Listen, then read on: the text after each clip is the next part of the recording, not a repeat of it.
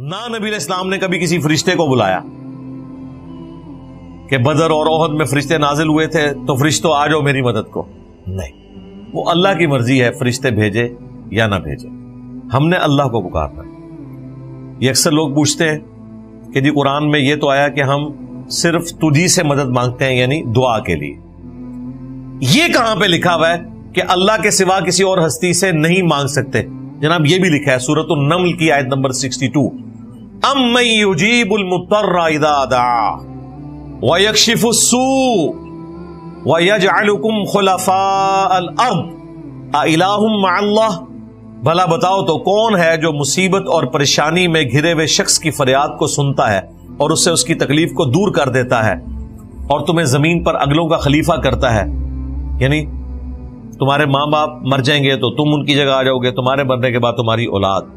अ इलाहुम मअल्लाह, क्या अल्लाह के साथ कोई और माबूद भी है जिसकी ये क्वालिटी हो कि मुसीबत और परेशानी में घिरे हुए शख्स की दुआ को सुने?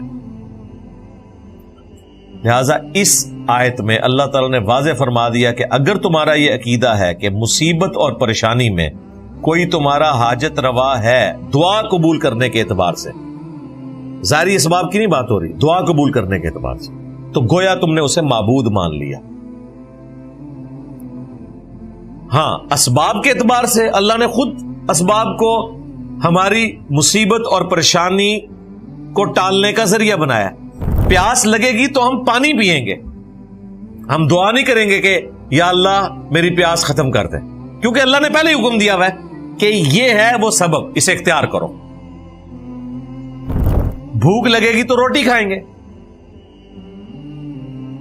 वो पैगंबरों ने भी खानी है।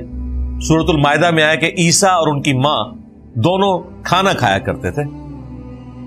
ऐसों को पूछ रहे हो कि जो ना तुम्हारे नुकसान के मालिक हैं ना नफे के, यानी वो खुद खाना खाने के मोहताज हैं, ईसा और उनकी वालिदा, वो तुम्हारे मुश्किल कुशा कैसे हो सकते हैं? वो तो अपने नफे नुकसान के मालिक भी नहीं है। अल्लाह ताला ही सुनने वाला और इल्म वाला है, ये अल्लाह की क्वालिटी है। अगर असबाब को किसी ने इस एतबार से पुकारना है तो भाई इस प्लेनेट अर्थ पे सबसे बड़ा अगर कोई मुश्किल कुशा है तो वो सूरज है।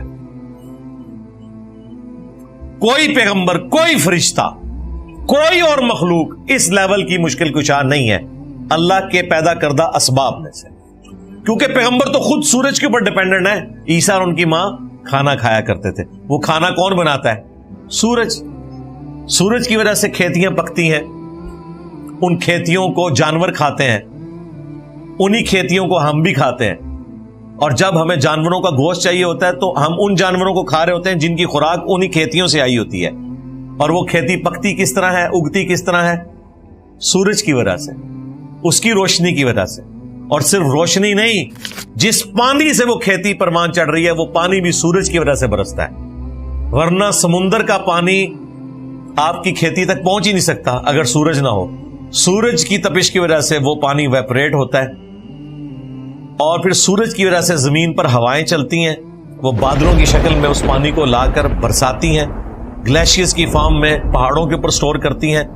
फिर उसी सूरज की तपिश से वो ग्लेशियर पिघलते हैं, दरिया चलते हैं और जमीन के नीचे भी दरिया चलते हैं जो हम पानी जमीन से निकालते हैं। ये दरिया जो जमीन के नीचे चल रहे हैं ये भी उसी पानी से जुड़े हुए हैं।